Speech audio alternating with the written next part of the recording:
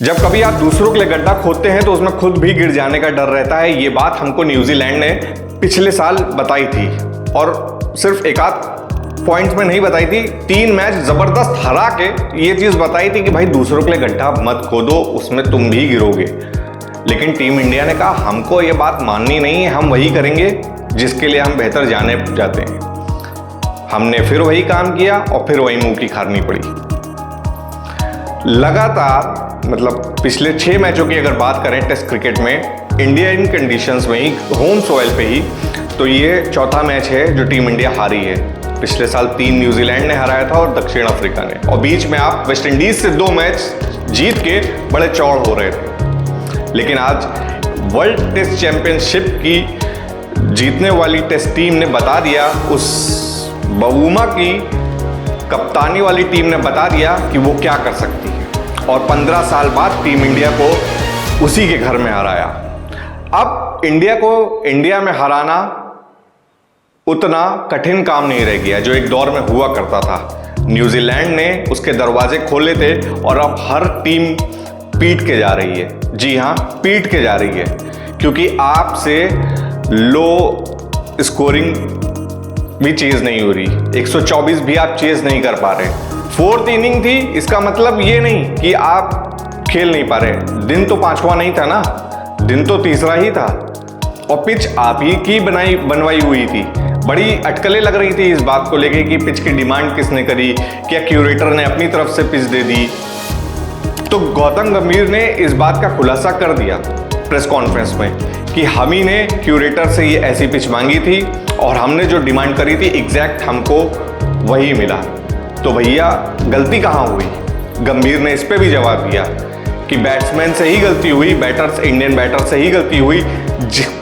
ये बैटिंग करने वाली पिच थी, जिसके पास स्किल थी, जो विकेट पे रुकना चाहता वो रन बना ले जाता। बवूमा ने करके दिखाया, पहली इनिंग में केएल राहुल ने करके दिखाया, वॉशिंगटन सुंदर ने करके दिखाया। लेकिन जरूरत क्या थी ऐसी पिचेस की?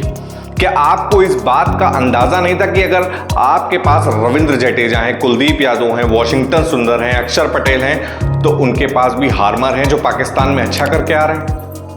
केशव महाराज हैं जिनकी बदौलत दूसरा टेस्ट मैच साउथ अफ्रीका वहां पे जीत गया पहला हारने के बाद। आपको ध्यान में ये भी तो रखना पड़ेगा कि अगर आपके पास हथियार हैं, आपके पास बम गोला बारूद है, तो भाई दूसरा भी खाली हाथ नहीं है, उसके पास भी है। और आपके वालों को बेहतर खेल गए, वो जिसको बता रहे थे वो बेहतर खेल गए, कप्तानी पारी खेल गए, और उनके वालों को आप वाले खेल नहीं पाए, सब्र नहीं था। 2 घंटे में पूरी टीम सपा चट हो गई। लंच से पहले आए 11 बजे बैटिंग करने, उसी में 2 लोग गए। और यशस्वी जायसवाल, मैं क्या बोलूं, इतना अच्छा बैट्समैन, लेकिन पहली इनिंग में आउट होने के बाद जिस तरह से आउट हुआ, आप उसकी फिर फील्डिंग देख लीजिए। और दूसरे इनिंग में जब बैटिंग करने आए, कहीं से भी वो टेम्परामेंट, वो इंटेंट लग ही नहीं रहा था कि यशस्वी जायसवाल ये टेस्ट मैच खेलना भी चाह रहे हैं।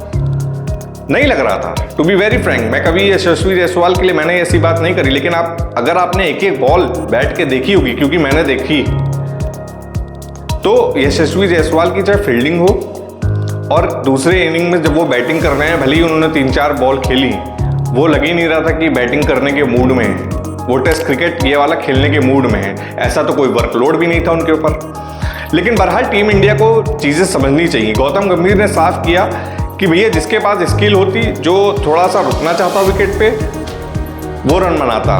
रुके वॉशिंगटन सुंदर, क्या रन बना पाए?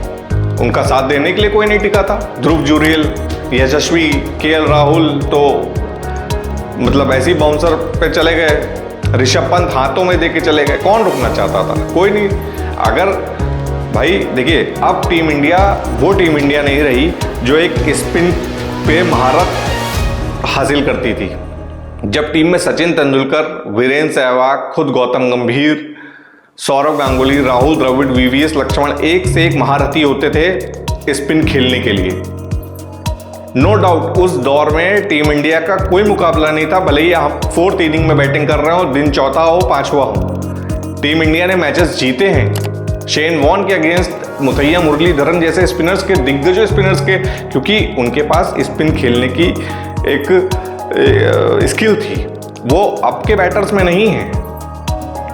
अब उसका आप कह दीजिए T20 इफेक्ट है या जो भी इफेक्ट कह लीजिए, फ्रेंचाइज क्रिकेट इफेक्ट है, लेकिन टू बी वेरी फ्रैंक, देखिए आपके पास, आपके बैट्समैन के पास न्यूजीलैंड सीरीज ने भी ये चीज़ दिखाई थी, और अब साउथ अफ्रीका की पहले सीरीज के पहले मैच में भी आपको ये चीज़ समझ जानी चाहिए कि आपके जो बैटर्स हैं, एक तो नई टीम है और उनके पास स्किल नहीं है कि वो इतनी तगड़ी स्पिनिंग ट्रैक पर मैच खेल पाएँ। वो सौरव गांगुली, सचिन, द्रविड़, लक्ष्मण की रो में आने में उनको अभी बहुत समय लगेगा। तो आपको टीम इंडिया को, मैनेजमेंट को, गौतम गंभीर को इस बात को ध्यान में रखना पड़ेगा। गुवाहाटी में सीरीज जाएगी, WTC के लिहाज से बड़ा इंपॉर्टेंट मैच था आपके लिए, जीतना चाहिए था घर में। अब बहुत ज़्यादा क्या होगा, आप सीरीज हार जाएंगे या साउथ अफ्रीका ड्रॉ करा लीजिएगा, साउथ अफ्रीका जीत जाएगा। सीरीज आपका हारना भी तय है और साउथ अफ्रीका तो नहीं हारेगा यहाँ से, या ड्रॉ हो जाएगी। लेकिन एक जो आपके पास बेनिफिट था कि पॉइंट ज़्यादा से ज़्यादा अर्जित किए जा सकते थे, तो वहाँ आपने गच्चा खा लिया। लेकिन ठीक है, आप, गौतम गंभीर ने प्रेस कॉन्फ्रेंस में ये भी कहा कि टीम 11 से हारती है, 11 से जीतती है, लेकिन भाई कोई खड़े रहने वाला तो चाहिए। आपने वॉशिंगटन सुंदर को 3 नंबर पे खिलाने के लिए बुलाया, तो बॉलिंग तो कराई भी नहीं उससे। इससे अच्छा आप फिर किसी और को चांस दे देते। इस वीडियो में फिलहाल इतना ही। आप क्या समझते हैं टीम इंडिया की इस परफॉर्मेंस से, और गुवाहाटी में क्या टीम का कॉम्बिनेशन रहेगा, कमेंट सेक्शन में ज़रूर बताइए।